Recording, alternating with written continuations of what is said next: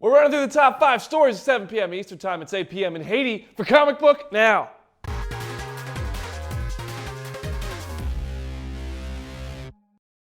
What's up, Comic Book Nation? Welcome to Comic Book Now. I'm your host, Brandon Davis. Please call me BD, and I'm joined by Lucas Siegel. Hello, BD. Thank you. Appreciate I'm that. here. Yep, Lucas, I follow got instructions. you. I got you covered, Lucas, give man. them some instructions. Yeah, I'm gonna say what's up to Nev Lafferty. How you doing? What's up, Nev? And we waved at the camera just for you. And I know that because I'm reading your comments right now. And at the back half of the show, we're gonna answer your questions and have conversations with you. It's going to be a lot of fun. We have really cool stuff. We have a lot of really cool stuff. Some Walking Dead stuff. The Walking Dead fans are going to enjoy today's show. And it's 8 p.m. in Haiti. I shout that out because a couple of our Haitian viewers hit me up on Twitter. So we're global. We are global. Thank you all. Well, let's get to the news, guys, shall we? First up, we have to talk about The Walking Dead, and we'll do it again at the end of the show. But we're going to start with some news. Norman Reedus had a chat with Entertainment Weekly, and in it revealed not only that he hated the first half of Season 7, basically, going as far as saying it was supposed to suck while talking about the group being separated and bullied, but also says that the show is going to feel like the old Walking Dead we had loved for 6 years prior to Negan's introduction. We will be returning to Season 7B, and the group will come back together. I've seen the mid-season premiere. I agree with him, and if you want to talk about it, we can do that during the comment section portion of the show. But another Walking Dead has people talking today, another topic in The Walking Dead anyway, with its biggest issue hitting shelves today. Over 700,000 issues were ordered by comic book stores. Rick actually followed Negan's lead towards the end of the book, but that's a spoilery thing. We're going to leave that for ComicBook.com/The Walking Dead. I suggest you head there. If you want to talk more about it, do it in the comment section. If you loved Deadpool, which you did, you might be excited to hear that the Merc with the Mouth's big screen debut will be followed by not one, but about 3 sequels if the writers have their way. In a recent interview with the playlist, Rhett Reese and Paul Wernick mentioned Deadpool 2, X-Force, and Deadpool 3 movies when asked if they have room for a Wolverine team-up. While the multiple titles are good news for fans, the plans might not be. They're not such good news because if you were hoping to see the Claws come out with Wade Wilson, the writers say there isn't room for a team-up in any of those movies. There's plenty of room for a team-up on TV, though. The new X-Men series, which has Bryan Singer directing its pilot episode, will have some familiar faces in it. Singer says it's very different from Legion visually, but also very different from X-Men films, revealing it's mostly about a family, but went on to tease familiar and unfamiliar mutant faces. Who do you want to see in the X-Men series? We have a few choices here in the studio, but we want to hear from you. Let us know in the comments section. I hear Bryan Singer reads the comments every single day here at Comic Book Now. In the Marvel Studios world, Thor Ragnarok news continues to kind of trickle out like the itsy bitsy spider, real slow. We still got 9 months until its release. This time, director Taika Waititi is making some noise by saying he will be appearing in the movie, though probably not as himself. You can expect to learn who Taika is making the appearance as before the third Thor hits theaters. But for now, you'll have to take your guesses, with Taika only saying some appearances he makes in his movies are small and some are large. I don't know. There's a lot of characters in those Planet Hulk and Ragnarok stories. It could be anybody. Our last story of the day, Guardians of the Galaxy Volume 2 photos. A whole new batch of photos was just released online, and in them, we get a better look at Guardians of the Galaxy Volume 2. Here you go. Star-Lord and Drax on some planet somewhere in the Marvel Cinematic Universe cosmos. Star-Lord found a giant hole in the wall, or did Rocket and Groot make it with their atom bomb that Groot is so eager to press? Lots of stuff coming. Yondu and Rocket just walking across the bridge. Is Yondu cozying up with the Guardians this time around? Sure does look like it. And this is Mantis, played by Pom Klementieff. She's a newcomer to the series. She's a new Guardian of the Galaxy, and I hear she's going to be a really great addition and a lot of fun. Here's a behind-the-scenes shot of Chris Pratt and director James Gunn. Being on that set would just be the most amazing thing ever. It looks like a good time. And Nebula, who I'm not sure about her. She might be a good one of the good guys, one of the bad guys. I don't know, but I do know we're going to explore the relationship between Gamora and Nebula in Guardians Volume 2. What do you think? Is she being a good guy? Yeah, we're going to see a little bit of good guy action out of Nebula in Guardians 2. I feel like Thanos kind of... confident You're going to like this one, Lucas. I feel like Thanos may have alienated her. You like that? Alienated? Yeah, because they're aliens? Anyway, guys, we got McFarlane Toys sent us something really cool. This is what I was talking about for all of you fans of The Walking Dead, like yours truly. They've sent us a Daryl Dixon statue. It's gigantic. It's amazing. It's highly detailed. It's limited edition. We have one of 1,500 of them, and we unboxed it. We're going to bring it right here on the set, but first we want you to see us putting it together in fast forward because there's about a dozen or so pieces. Yeah. Check this out.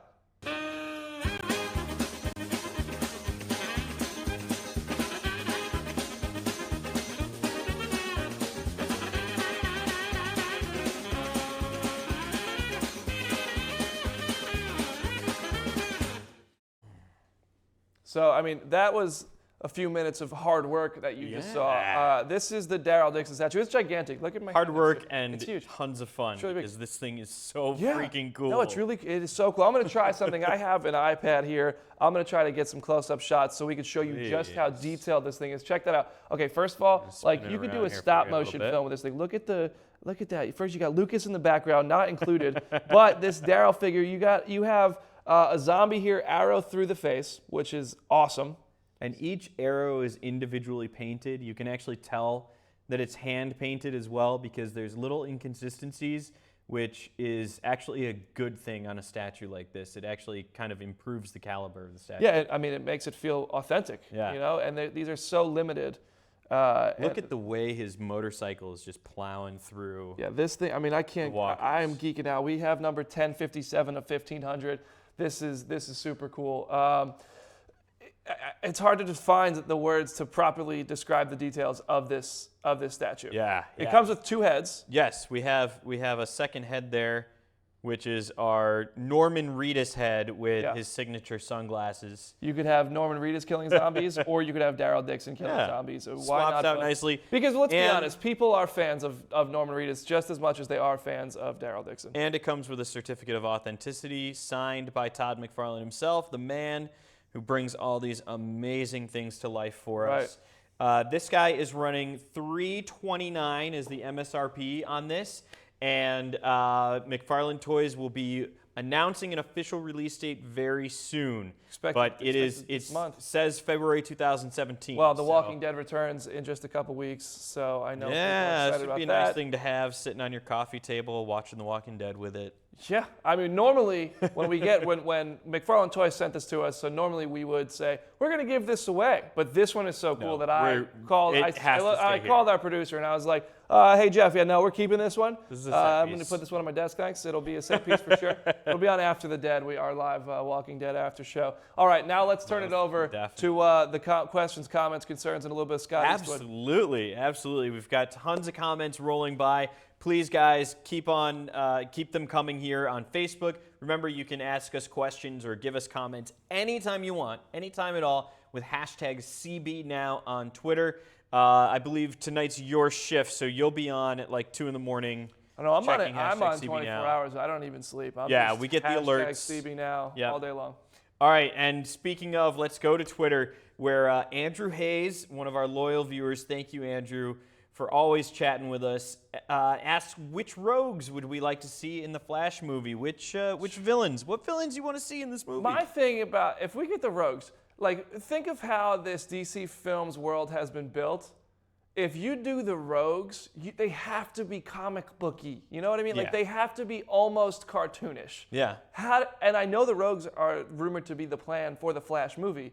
How do you approach them in that universe? You know, one of the best parts of Suicide Squad was Captain Boomerang. Right, he was fantastic. It was really over the top and a little goofy. Yeah. I mean, with the that is holster, what they have to do. And the unicorn. Yeah. But that's perfect. That's exactly what we want to see out of them. Give me the top, give me the Mirror Master, give me all of them. I basically want anyone but a speedster. Yeah. Because the Flash TV show has used speedsters a lot as villains. Right. And for good reason. You want to be able to show off those speed effects. But for a movie, I want to see something very different. I want to see something cool and crazy. The only problem is, man, Captain Cold and Heatwave are so well done on the TV shows.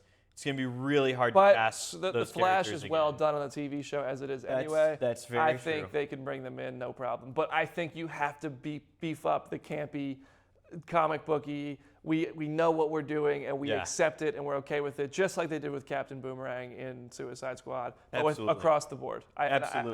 They have to do that. That's what's most important to me. Got to just keep on building up from there.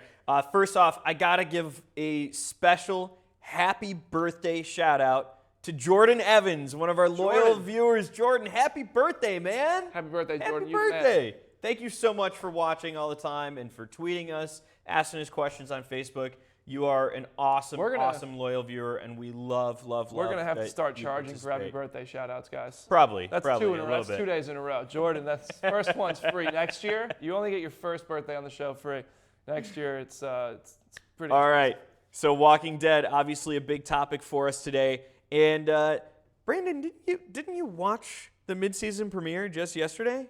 I sure did. You sure did. Well, my gosh. Chris Poverman is begging for you to do a non-spoiler review of The Walking Dead mid-season premiere. Whew. So what can you tell us? Just general impressions. I know we got to keep it real light or else the AMC snipers. I think this actually comes alive and starts shooting us with the crossbow. That would be the most honorable way I could, as a Walking Dead fan, that I could ever go out. A Absolutely. Boat ahead. Absolutely. No, actually, in hopes of being a zombie on the show one day. I don't want to say that, really. I don't want something to go wrong. But The Walking Dead mid-season 7 finale was fantastic. Norman Reedus, what I was just talking about earlier in the show, was how he says this feels like The Walking Dead that it used to be. It really did for the first time in such a long time. The group is together. It's a fun episode. It's a really well-paced episode.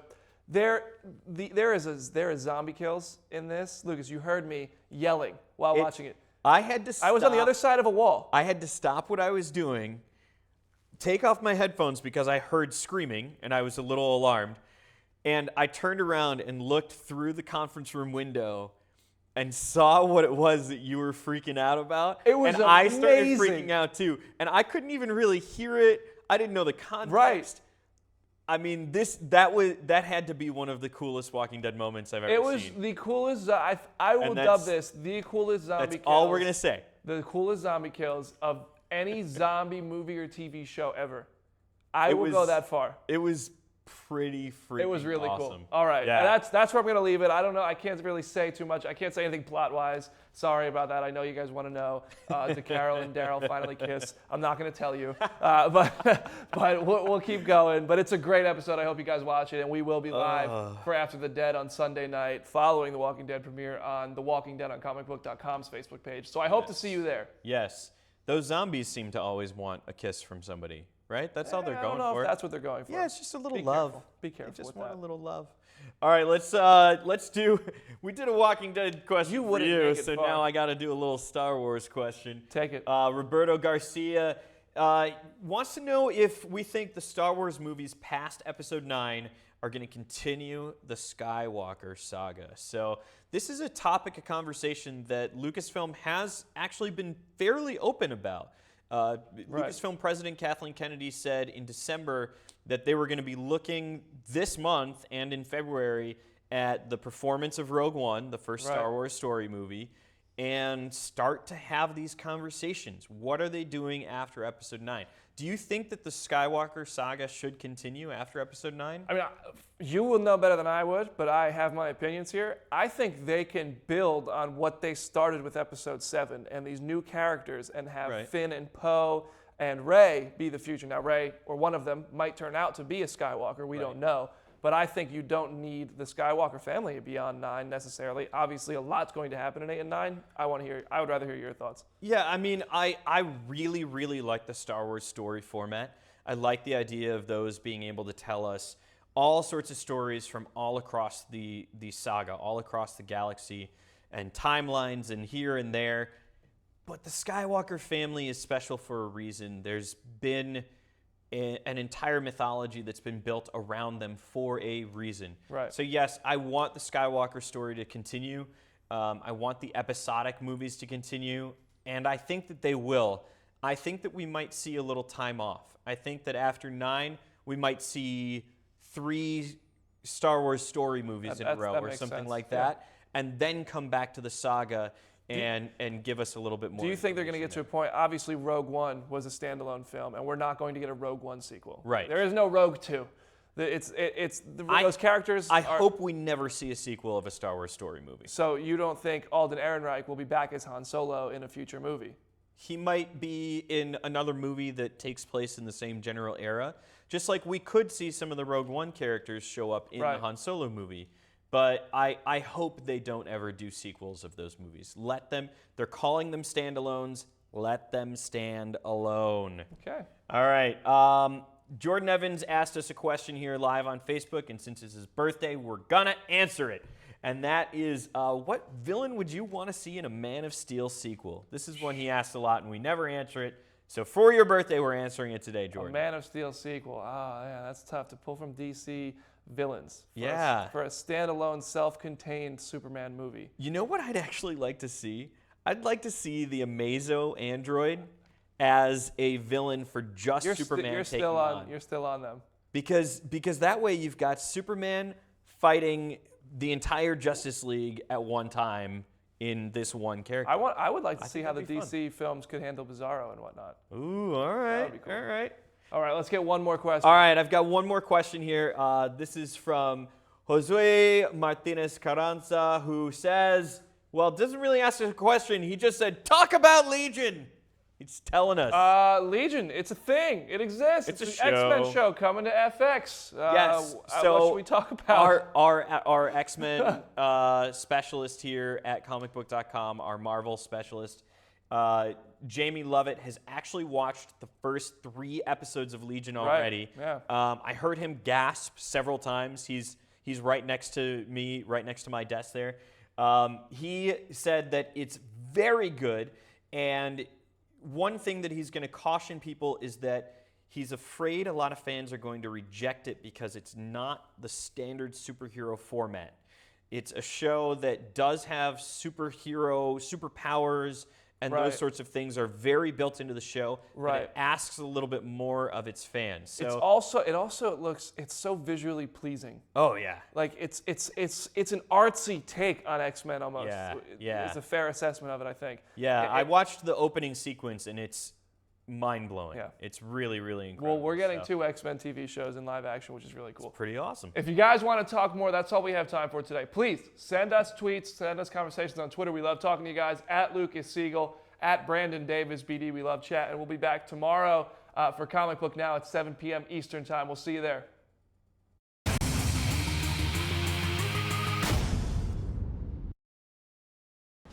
The hell on, Felicia.